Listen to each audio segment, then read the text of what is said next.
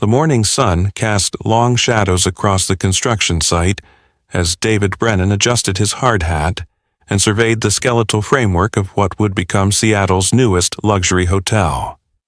At 42, he had built an empire from nothing, starting as a day laborer and climbing to become the city's most respected construction magnate.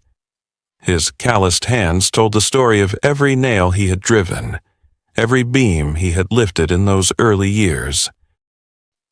"Mr. Brennan, the investors are here for the walkthrough," called his foreman, Rico Valdez, a loyal man who had been with David since the beginning.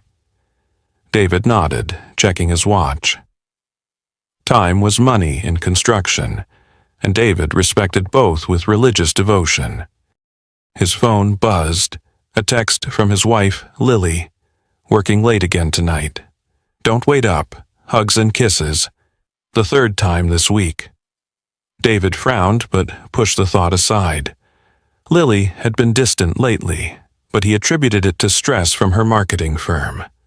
After 12 years of marriage, he trusted her completely. Perhaps too completely. The investors' meeting went smoothly. David's reputation for delivering projects on time and under budget preceded him. As he shook hands with the development group's leader, Margaret Chun, she mentioned something that would later haunt him. "My daughter works at Pinnacle Marketing," she said casually. "Same firm as your wife, I believe." "Small world." "Indeed it is," David replied, though something in her tone seemed odd. That evening, David arrived home to their sprawling house in Bellevue, a testament to his success with its custom stonework and imported Italian marble. The house was dark, except for a light in Lily's home office. He found her there, frantically closing laptop screens. "Hey, beautiful," he said, kissing the top of her auburn hair. "Working late?" Lily's green eyes were bright with what he now realized was guilt, not exhaustion. "Just finishing up a campaign proposal, you know how it is." David had built his empire on reading people, on sensing when something wasn't right with a foundation before it cracked. But love, he would learn, makes even the sharpest minds blind.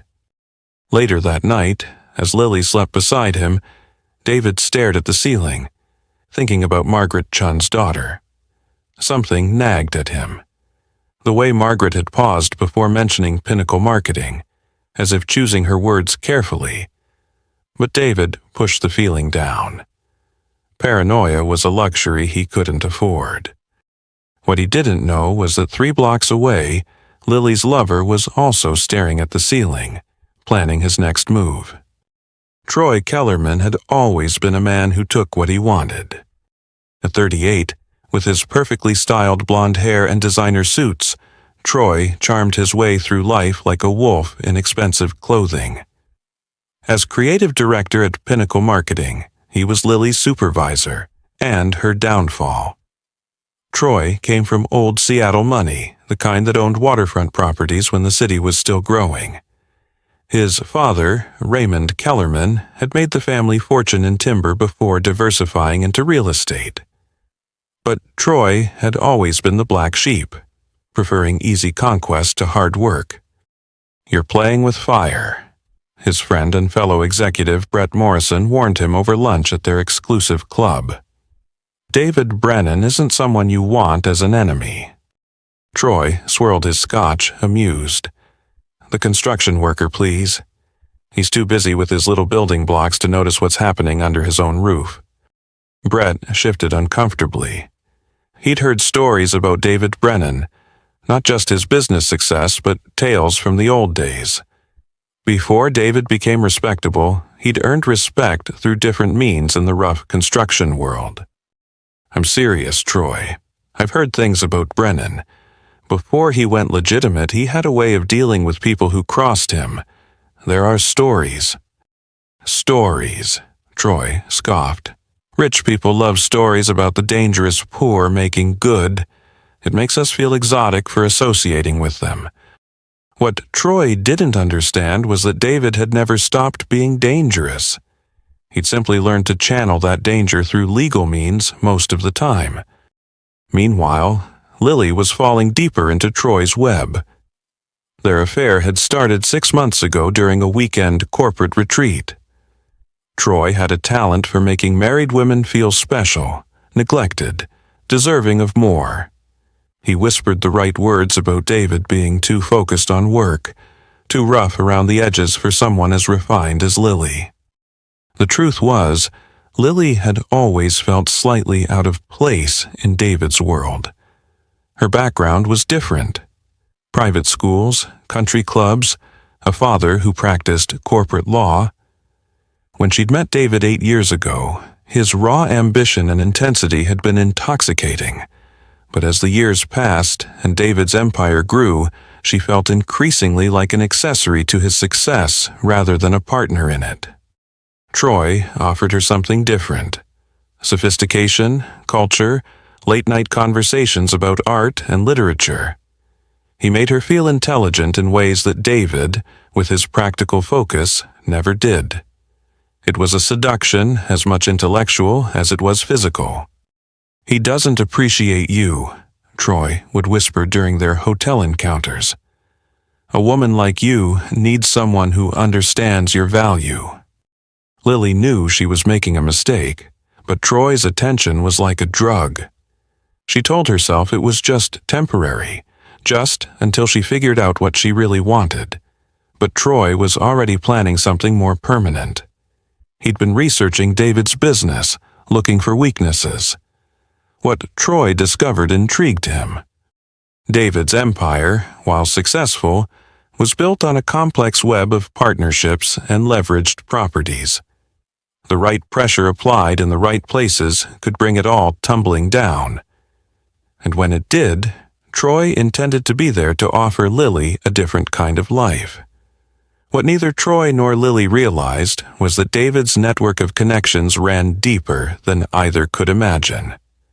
In construction, information traveled fast, and loyalty, real loyalty, was earned through shared struggle. David had earned that loyalty many times over. The grocery store incident happened on a Thursday afternoon.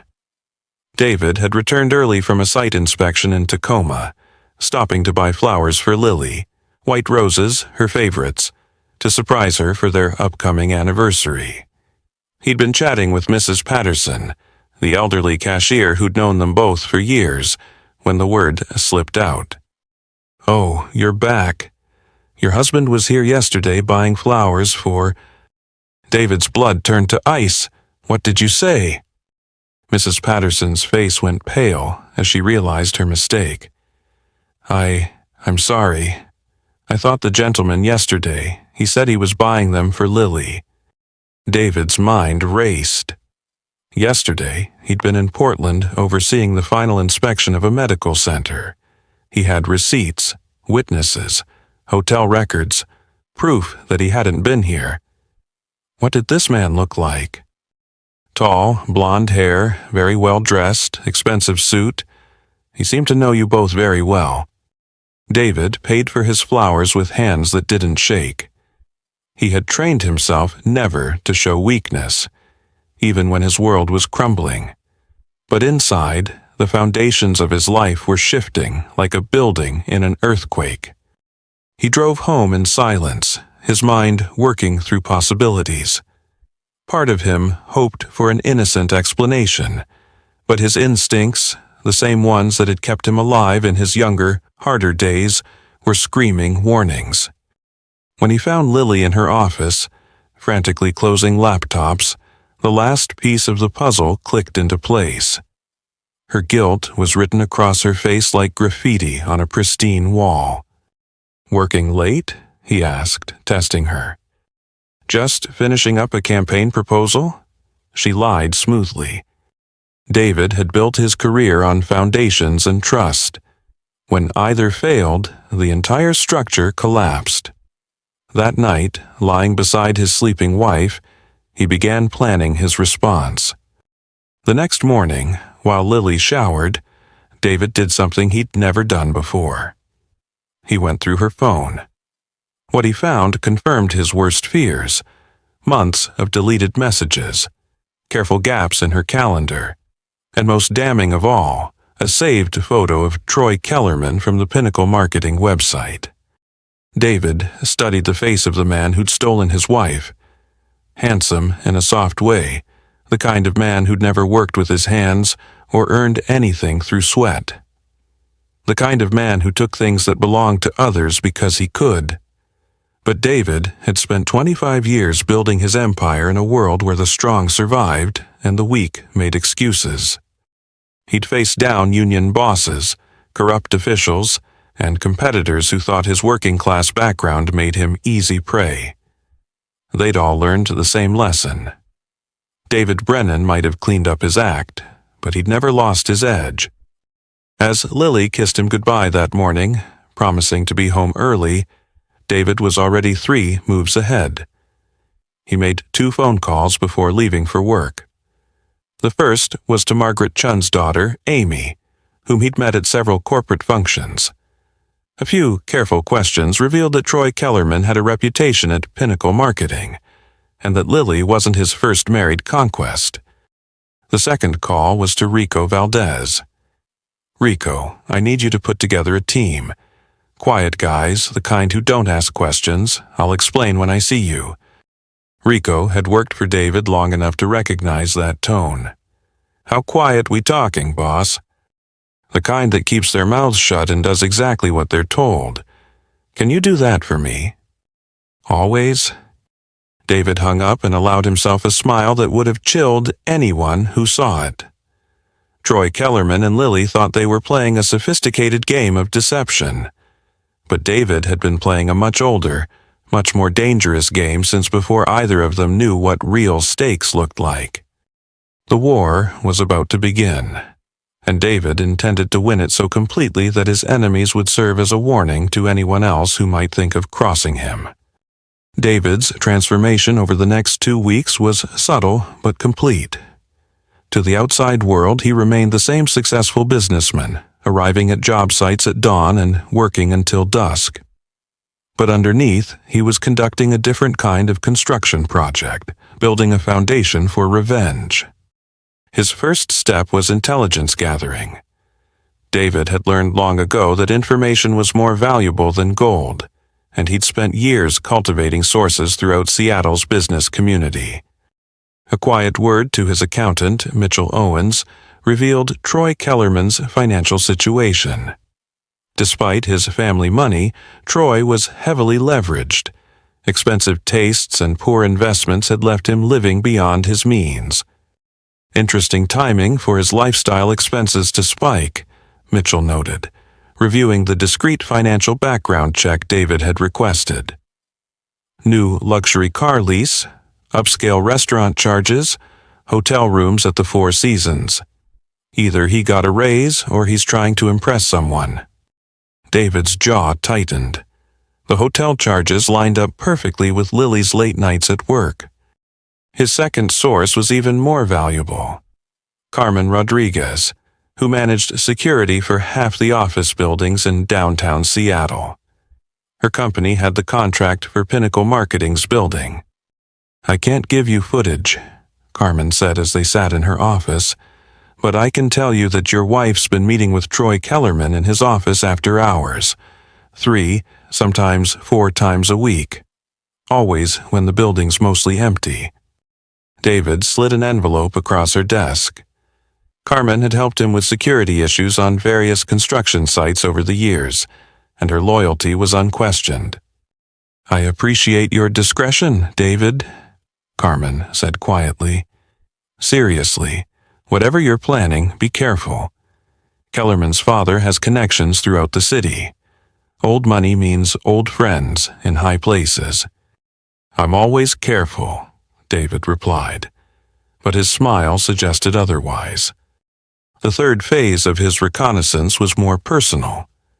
David began following Lily and Troy, learning their patterns, their habits, their vulnerabilities. He discovered that Troy had a weakness for high-stakes poker games in a back room at an upscale restaurant called Meridian. More importantly, he learned that Troy was already in debt to some very serious people. Danny Torino ran the game, and while his restaurant was legitimate, his side businesses were decidedly less so. David and Danny had crossed paths years ago when David was first starting out, back when he'd needed different kinds of favors to keep his business afloat. David Brennan, Danny smiled when David walked into Meridian one evening. Heard you'd gone completely respectable. Mostly, David said, taking a seat at Danny's private table. I need a favor, for old time's sake, for the usual terms. Danny's smile widened. In their world, favors were currency, and David had always been good for payment. What do you need? Troy Kellerman's been playing in your game. I want to know exactly how much he owes, and to whom. That's confidential information, David. David placed a briefcase on the table. Consider this a consulting fee. Danny opened it, examined the contents, and nodded. Kellerman's into us for $60,000. He's been covering it with minimum payments, but he's walking a thin line. Why? Because I'm about to make his life very expensive, David said. And when I do, he's going to need cash fast. Can you make sure he gets deeper in the hole instead of out of it? For the right consideration, I can make sure he has access to credit he can't afford. High-interest stuff, the kind that compounds quickly. Perfect. And Danny, when the time comes, I'll buy his debt from you. Danny leaned back, impressed. You really have gone sophisticated. In the old days, you'd have just broken his legs. I'm older now, David said. I prefer breaking spirits. As David left Meridian, he felt the familiar rush of a plan coming together. But this was only the beginning. Destroying Troy financially would be satisfying, but it wouldn't be enough. David wanted complete victory, the kind that would leave both Troy and Lily with nothing but regret. He had one more stop to make that night. Amy Chun, Margaret's daughter, had agreed to meet him for coffee. She'd been watching the situation at Pinnacle Marketing with professional interest and personal disgust. Troy is a predator, she said bluntly. Your wife isn't his first conquest, and she won't be his last unless someone stops him. Tell me about the others. Amy's expression darkened. Jennifer Walsh, account executive, married, 2 kids. Troy seduced her, convinced her to leave her husband, then dumped her when he got bored. She had a nervous breakdown and lost custody of her children. David's hands clenched around his coffee cup. Anyone else? Susan Grant from the Portland office. Similar story. Troy has a pattern. He targets married women who feel underappreciated, makes them feel special, then moves on when the novelty wears off. He leaves destruction in his wake and never faces consequences. He will this time, David said quietly. Amy studied his face. What are you planning? Justice, David replied, the kind that lasts. The genius of David's plan lay in its simplicity. Rather than attack Troy directly, he would create a series of seemingly unconnected pressures that would drive his enemy into increasingly desperate choices. It was like controlled demolition. Apply pressure to the right structural points, and the entire building would collapse exactly where you wanted it to. Phase 1 began with Troy's poker debt. Danny Torino, acting on David's instructions, began extending Troy additional credit while simultaneously increasing the pressure for repayment. Within 2 weeks, Troy's debt had ballooned to over $100,000. I don't understand, Troy complained to Brett Morrison over lunch. They keep offering me more credit, but the terms are getting worse. Brett, who'd been quietly investigating David Brennan on his own, felt a chill of recognition. Troy, you need to stop playing immediately. Something's not right. But Troy was already in too deep. The debt was crushing him, and his only hope was to win enough in one big game to break even, It was the classic gambler's fallacy, and David was counting on it. Phase 2. Targeted Troy's professional life. David had discovered that Pinnacle Marketing was competing for a massive municipal contract, the kind that could define a company's future. Through his connections in city government, David learned the exact specifications the city was looking for, and began subtly influencing the requirements to favor his own hastily created marketing subsidiary. David's new company, Northwest Communications, was officially run by his cousin Tony Brennan, a former military officer with legitimate marketing experience. But David was pulling the strings from behind the scenes, using his construction industry contacts to craft a proposal that would be impossible for Pinnacle to match. The city wants a firm with experience in infrastructure marketing, David explained to Tony. They want someone who understands the construction industry from the ground up, which Pinnacle doesn't, Tony observed. Exactly. And when they lose this contract, there's going to be some serious house cleaning at that company, starting with their overpaid creative director. Phase 3 was more personal. David had been documenting Lily and Troy's affair meticulously. He collected photos of them entering hotels, restaurant receipts charged to Troy's credit cards, even audio recordings from a device he'd planted in Lily's car. But rather than confront them directly, he began leaving subtle hints that he was becoming suspicious. He started asking Lily more questions about her work, showing unexpected interest in her projects and colleagues. Casually, he mentioned running into Margaret Chun, skillfully bringing up her daughter Amy, who worked at Pinnacle. He began arriving home at unexpected times, always with innocent explanations. The psychological pressure was enormous. Lily became increasingly paranoid. Convinced that David was on the verge of discovering her affair, she began pressuring Troy to leave his wife and make their relationship public. "He knows something," she whispered during one of their hotel meetings. "The way he looks at me, the questions he asks. David's not stupid, Troy. We need to decide what we're doing." Troy, already stressed about his mounting debts and the increasing pressure at work, made the mistake David had been hoping for. He began making careless decisions. Desperate to keep Lily calm and convinced that he was serious about their future, Troy started making promises he couldn't keep. "After the municipal contract comes through, I'll be in line for a promotion to partner," he lied. "We can go public then, maybe even move to San Francisco, start fresh." But Troy didn't know that the municipal contract was already lost. David's bid was so perfectly tailored to the city's needs that Pinnacle's proposal looked amateurish by comparison. When the results were announced, Troy's position at the company would become precarious. The fourth phase was the most brutal. David began systematically destroying Troy's other relationships. Using his network of construction industry contacts, David spread carefully crafted rumors about Troy's gambling debts and unstable personal life. Seattle's business community was smaller than most realized, and reputation was everything.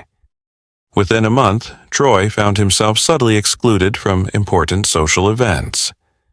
Business associates became distant. Even his own family began asking uncomfortable questions about his lifestyle and financial situation. "Raymond Kellerman called me today," Margaret Chun mentioned to David during a chance encounter at a city planning meeting. "Seems his son is having some difficulties." "I'm sorry to hear that," David replied with perfect sincerity. Margaret studied his face carefully. She had lived in Seattle long enough to recognize when wheels were turning behind the scenes. "David, I hope you know what you're doing." "I always know what I'm doing," David said. "That's why I'm successful." But the most devastating blow was yet to come. David had been saving his greatest weapon for last, the truth about Troy's pattern of destroying marriages. Amy Chun had connected him with Jennifer Walsh and Susan Grant, both of whom were willing to share their stories. More importantly, David had discovered that Troy was already pursuing his next target, Rebecca Torres, a junior account manager at Pinnacle who'd recently married her college sweetheart. Troy's predatory behavior was escalating, and David had everything documented. The trap was set. All that remained was to spring it at exactly the right moment for maximum devastation. David had learned patience in construction. You couldn't rush a foundation, and you couldn't rush justice. But when the time came, both would be solid enough to build upon for the rest of his life. By the end of the third week, Troy Kellerman was beginning to understand that his life was unraveling, but he still couldn't see the architect behind his destruction. The gambling debts had reached critical mass. Danny Torino's men were making increasingly less subtle inquiries about payment schedules. The municipal contract loss had triggered a company-wide review at Pinnacle Marketing, with Troy's department facing potential restructuring. "We're bleeding clients," Pinnacle CEO Victoria Marsh announced during an emergency executive meeting. The municipal contract was supposed to be our anchor for the next 5 years. Without it, we're looking at serious budget cuts. Troy felt the walls closing in. His salary, and more importantly, his expense account, were about to be slashed just when he needed money most desperately. He'd already maxed out his credit cards covering minimum payments to Danny's operation. Meanwhile, Lily was becoming increasingly unstable. David's psychological warfare was working perfectly. Every innocent comment from her husband felt like an accusation. Every casual question felt like an interrogation. "He asked about my laptop last night," she told Troy during one of their increasingly tense meetings. "Wanted to know why I was working so much at home." "Troy, I can't take this much longer." Troy tried to project confidence he didn't feel. "Just give me a few more weeks. I'm working on something that will solve all our problems." What Troy was working on was a desperate scheme to steal clients from Pinnacle before the layoffs hit. He'd been secretly meeting with several major accounts, trying to convince them to follow him to a new boutique agency he planned to start. It was a violation of his non-compete clause and grounds for immediate termination, but desperation was making him reckless. David, monitoring Troy's communications through Amy Chun's access to company systems, was delighted by this development. Troy was about to hand him the perfect weapon for complete professional destruction. But David wasn't content with just financial and professional ruin. He wanted psychological devastation. So he arranged for Lily to discover something that would shatter her illusions about Troy completely. David had Rico's team plant evidence of Troy's other affairs, in places where Lily would find them. She discovered a receipt for jewelry that she'd never received, charged to Troy's credit card 3 months earlier. There was also a reservation confirmation for a romantic weekend at a Napa Valley resort. For the same weekend, Troy had told Lily he was visiting his sick mother. The devastating revelation came when Amy Chun accidentally forwarded Lily an email chain discussing Troy's pursuit of Rebecca Torres. The messages, carefully edited to include the most damaging quotes, painted Troy as a serial predator who saw married women as conquests to be collected and discarded. "Did you know there's a betting pool in the office about how long it takes him to get bored with you?" Amy had written, as if sharing gossip between friends. Jennifer Walsh lasted 8 months. Susan Grant made it to 10. Rebecca's marriage is only 6 months old, so she's the new challenge. Lily read the emails in her car outside Pinnacle's office building, her hands shaking with rage and humiliation.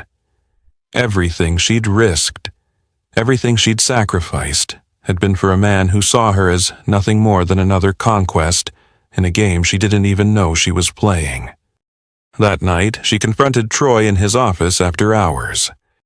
"What is this?" she demanded, throwing printed copies of the emails across his desk. Troy's face went white as he recognized the contents. "Lily, you have to understand." "I understand perfectly," she said, her voice deadly calm. "I'm just another notch on your belt, another bored housewife too naive to see what she was getting into." "That's not true," Troy protested, but his voice lacked conviction.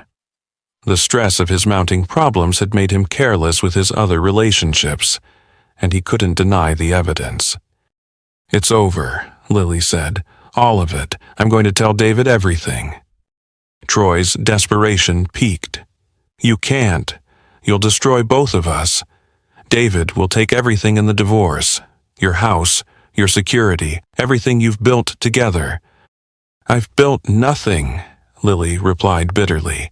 "I've been living someone else's life, playing someone else's game. At least David's honest about who he is." After Lily left, Troy sat alone in his office, finally understanding the magnitude of his situation. He was about to lose his job, his financial security, and possibly his safety if he couldn't pay his gambling debts. The one thing that had made it all seem worthwhile, his relationship with Lily, was gone. In his desperation, Troy made the worst decision of his life. He decided to go to David directly, man to man, and try to negotiate some kind of deal. He would confess to the affair, accept responsibility, and ask for mercy. Perhaps David, as a fellow businessman, would understand that these things happened and could be resolved rationally. It was exactly what David had been waiting for. The call came on a Friday evening. David was in his home office reviewing blueprints for a new project when his phone rang. "Mr. Brennan, this is Troy Kellerman. I think we need to talk." David's smile could have cut glass. "I think you're right. My office tomorrow morning at 9. Come alone." As he hung up, David felt the satisfaction of a master craftsman viewing a completed project. The demolition phase was over. Tomorrow, he would begin construction of his final revenge. David's office occupied the top floor of a downtown Seattle high-rise with panoramic views of Elliott Bay and the Olympic Mountains beyond. The space reflected its owner, substantial, uncompromising, built to last. Native stone walls displayed awards and photos documenting David's rise from laborer to industry titan. Behind his desk hung a framed hard hat, the same one he'd worn on his first job site 25 years earlier. Troy arrived precisely at 9. His usual confidence was gone, replaced by the hollow-eyed desperation of a man with no good options. He dressed carefully in his most expensive suit, as if armor could protect him from what was coming. David didn't stand when Troy entered. He simply gestured to the chair across from his massive oak desk, a piece crafted from timber salvaged from one of his earliest renovation projects. "Sit," David said quietly. Troy sat, trying to project a calm he didn't feel. Up close, David Brennan was even more intimidating than his reputation suggested. There was something coiled and dangerous in his stillness, like a predator deciding whether its prey was worth the effort to hunt. "I suppose you know why I'm here," Troy began. "Enlighten me." Troy swallowed hard. "There's been a situation between your wife and myself. I wanted to address it directly, man to man." David leaned back in his chair, studying Troy with the same intensity he might examine a structural flaw. "A situation? That's an interesting way to describe 6 months of deception." The precision of David's knowledge hit Troy like a physical blow. "You, how long have you known?" "Longer than you might think.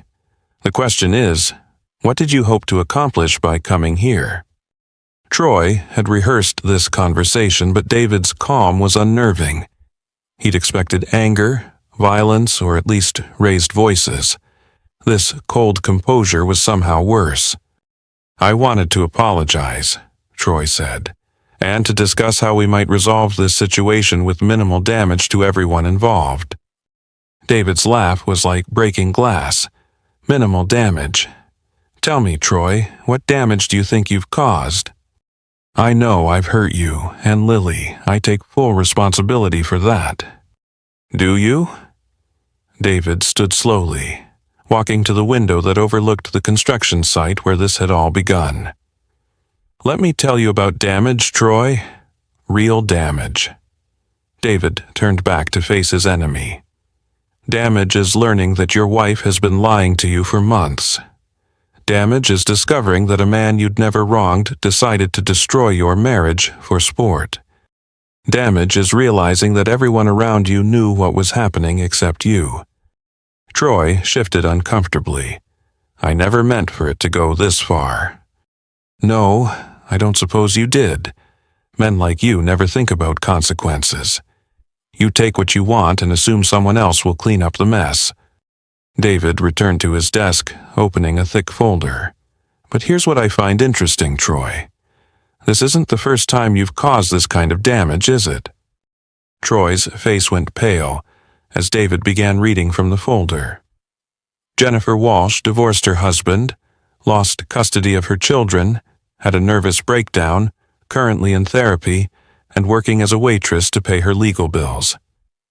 David looked up sharply. That was your handiwork, wasn't it?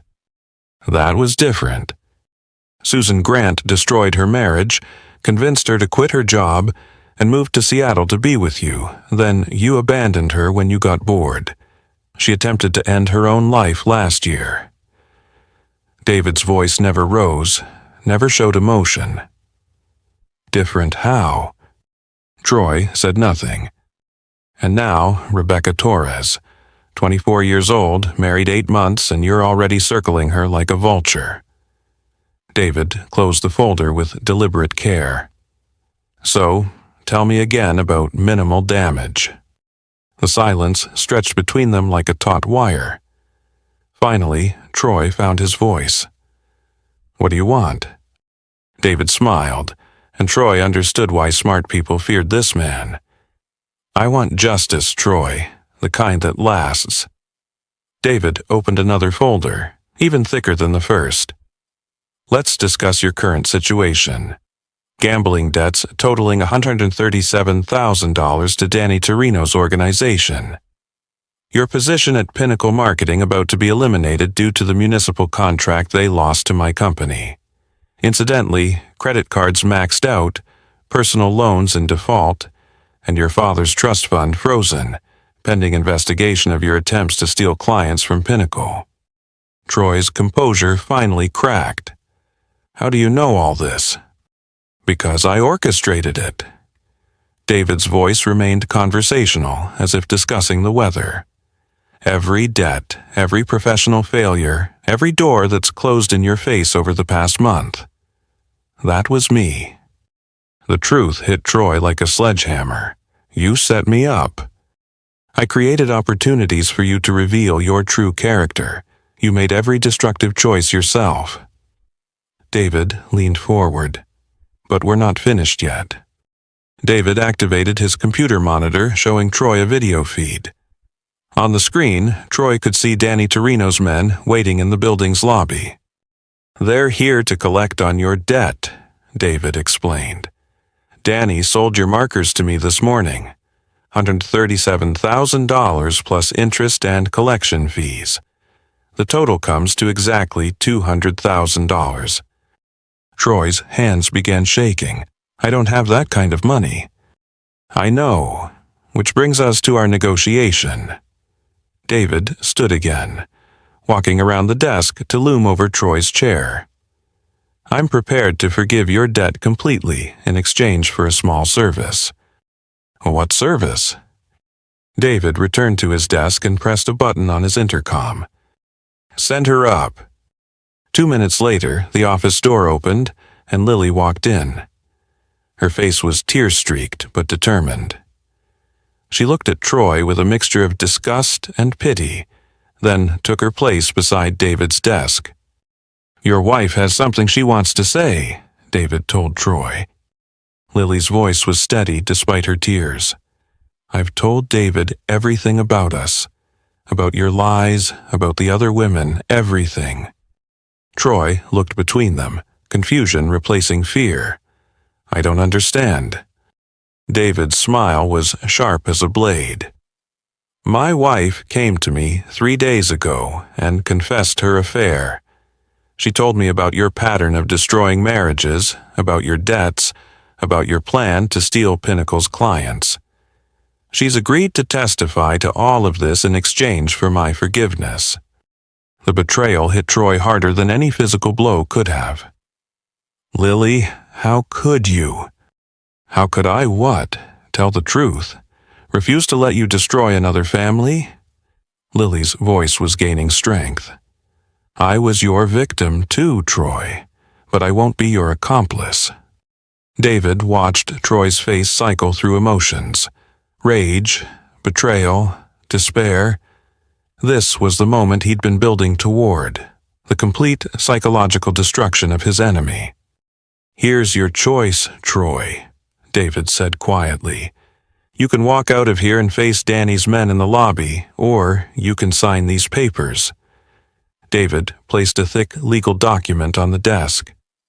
It's a complete confession of your affairs, your pattern of predatory behavior, and your attempts to steal Pinnacle's clients. You'll also agree to leave Seattle permanently and never contact any of your victims again. Troy stared at the papers. And if I sign, your debt disappears. You'll receive a reference letter that will help you find work in another city, and you'll live to start over somewhere else. This is blackmail.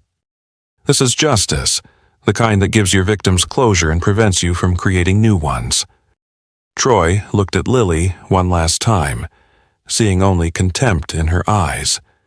The woman who'd once hung on his every word now looked at him like something that had crawled out from under a rock. With trembling hands, Troy signed the papers. Excellent, David said, collecting the documents. My security team will escort you to the airport. Your flight to Phoenix leaves in 3 hours. Don't miss it. As Troy was led away, he turned back one last time. This isn't over, Brennan. David's smile was colder than winter in Seattle. Yes, it is. The months following Troy's exile passed like a carefully orchestrated symphony. Each movement built toward David's ultimate vision of justice. Lily had returned to their marriage, but it was a return to a structure rebuilt entirely on David's terms. I'm grateful you forgave me, Lily said one morning as they shared coffee in their renovated kitchen. David had gutted the space immediately after Troy's departure, stripping away every surface that might hold memories of her betrayal. I didn't forgive you, David replied calmly, reading his morning construction reports. I accepted your surrender. The distinction wasn't lost on Lily. Her life now operated within parameters David had established with the same precision he brought to his construction projects. She'd kept her job at Pinnacle Marketing, now under new management after Victoria Marsh's resignation. But her communications were monitored, her schedule was accounted for, and her social interactions were limited to people David approved. It wasn't imprisonment exactly. It was something more subtle and permanent, the complete reconstruction of their power dynamic. Lily had agency within carefully defined boundaries, like a subcontractor working under David's supervision. Rebecca Torres called yesterday, Lily mentioned carefully. She wanted to thank us again for the warning about Troy. David looked up from his papers. When Troy's confession had been quietly circulated through Pinnacle's management, it had revealed his predatory pattern to everyone who needed to know. Rebecca had been grateful to learn the truth before she'd made any irreversible mistakes. How is her marriage? David asked. Stronger than ever, she says.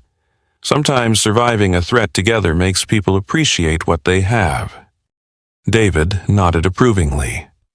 Rebecca Torres had been the one potential victim he'd saved rather than avenged, and her happiness validated his broader strategy. Justice wasn't just about punishment, it was about protection. The professional aftermath had been even more satisfying. Pinnacle Marketing had undergone a complete restructuring, with Amy Chun promoted to creative director. The company's new leadership had implemented strict policies about workplace relationships and professional conduct. Troy's former victims had been quietly compensated through a discretionary fund David had established. Jennifer Walsh was back in school, earning her MBA. Susan Grant had relocated to Portland and was rebuilding her career with a fresh start. Both women had received anonymous funding for therapy and career development. David's way of ensuring that Troy's damage was truly repaired rather than simply acknowledged. But the crown jewel of David's reconstruction project was Troy himself. David had kept careful tabs on his former enemy, tracking his movements through a network of contacts that stretched across multiple states. Troy had landed in Phoenix as planned, but his promised fresh start had proven more challenging than expected. The reference letter David had provided was technically accurate, but subtly damaging. It praised Troy's creativity while questioning his judgment, commended his social skills while noting concerns about his professionalism. It was the kind of letter that would get him interviews, but not job offers. More importantly, David had ensured that Troy's reputation preceded him wherever he went.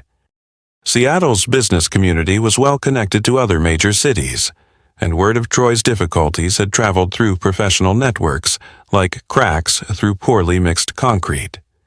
"Sir," Rico Valdez appeared in the kitchen doorway. "Sorry to interrupt, but you asked me to update you on the Phoenix situation." David nodded to Lily, who understood this was her cue to leave.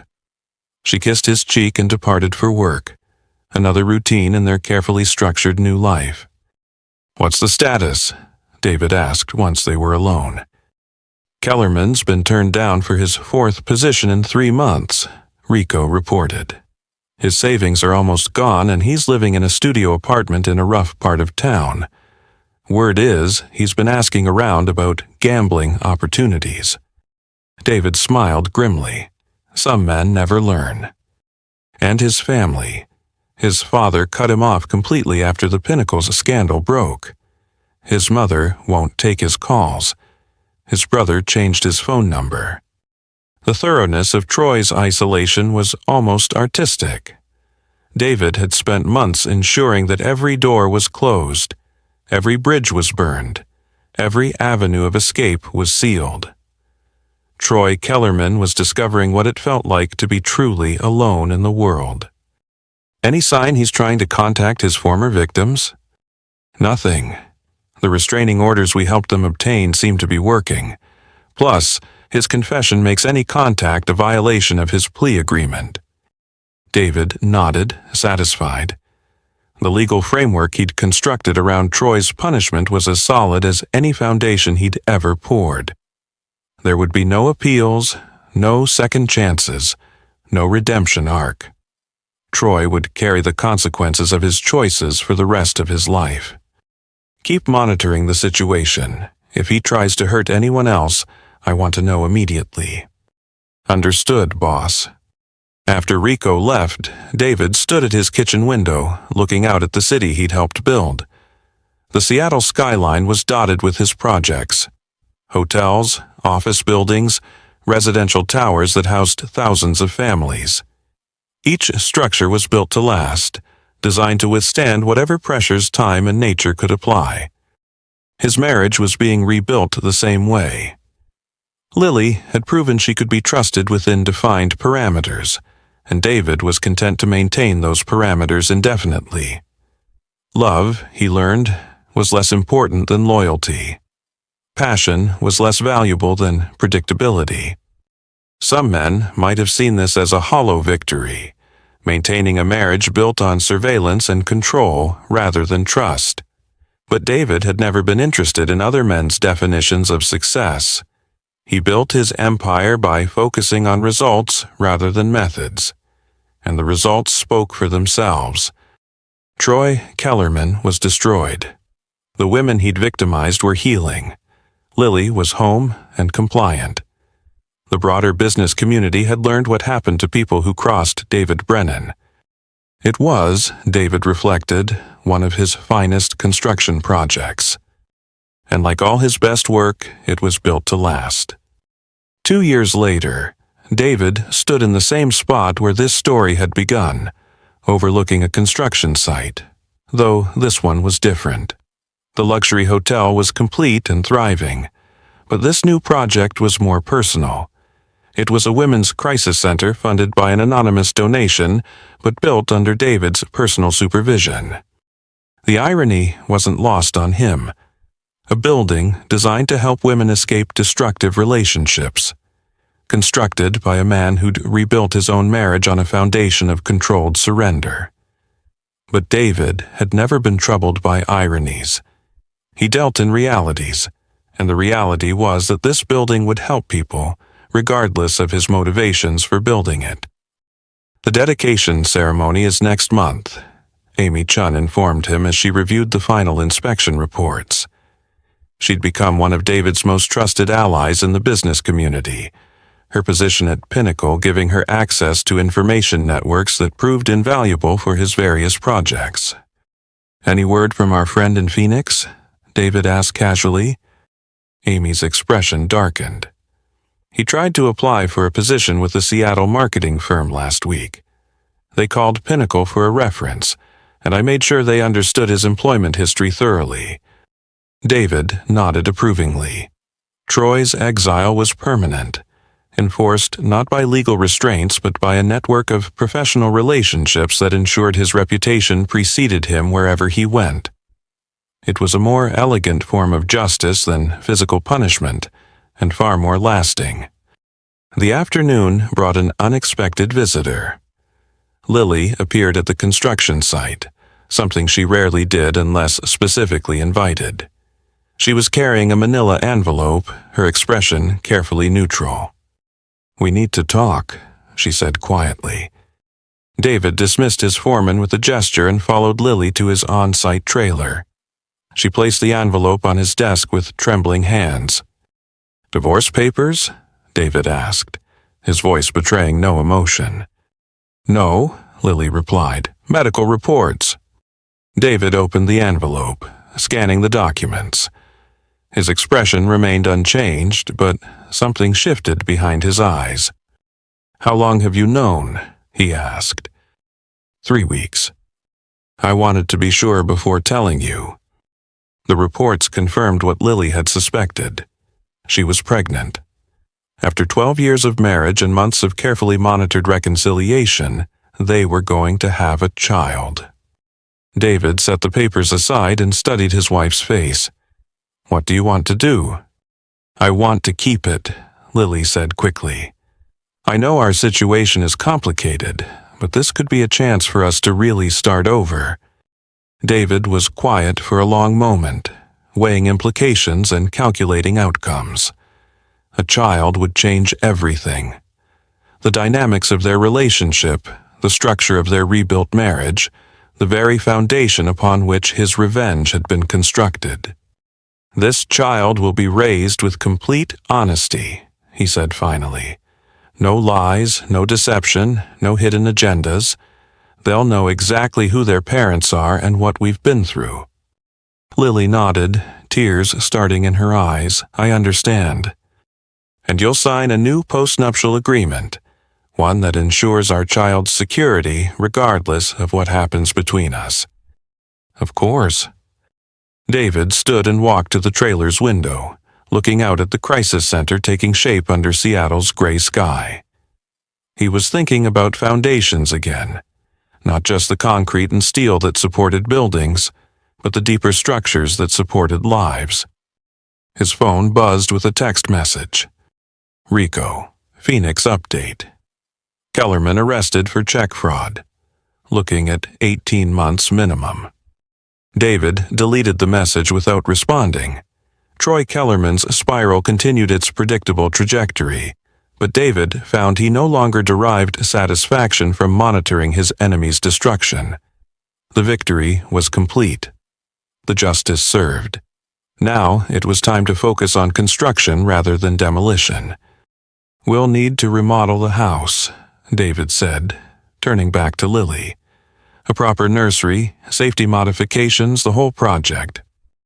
"We'll do whatever you think is best," Lily replied. David studied her face, seeing not the passionate woman he'd married or the deceitful stranger she'd become, but something new, a co-contractor in a long-term building project. Their marriage would never be what it had been before Troy Kellerman entered their lives, but it could become something different, something built on mutual understanding rather than romantic illusion. "The child will know about Troy," David said suddenly. "When they're old enough to understand, they'll know the whole story. What you did, what I did, how we handled it. They'll learn that actions have consequences, and that some damage can be repaired if people are willing to do the work." Lily nodded again, understanding that this was David's version of forgiveness. Not absolution, but inclusion in a shared future. Over the following months, David threw himself into the renovations with the same intensity he'd once devoted to revenge. The nursery was a masterpiece of safety and comfort, with custom woodwork that rivaled anything in his commercial projects. He installed security systems that could monitor a child's breathing, temperature controls that maintained perfect environmental conditions, and communication devices that would ensure no cry went unheard. When their daughter was born, they named her Emma after David's grandmother. She entered a world that had been prepared for her with mathematical precision. Every contingency had been considered, every risk minimized, every need anticipated. But perhaps most importantly, she entered a world where the truth was valued above comfort, where loyalty was earned through consistency rather than demanded through control, and where the strongest foundations were built not on love alone, but on mutual respect and shared understanding of what could be lost when trust was broken. David held his daughter for the first time in the same hospital where he'd once been treated years earlier after a construction accident. His hands, scarred from decades of building, cradled her with infinite gentleness. She would grow up knowing that her father was a man who finished what he started, who honored his commitments, and who never forgot those who betrayed him. But she would also know that he was capable of building beautiful things from the rubble of destruction, including, perhaps most importantly, a family that could survive the worst storms and emerge stronger than before.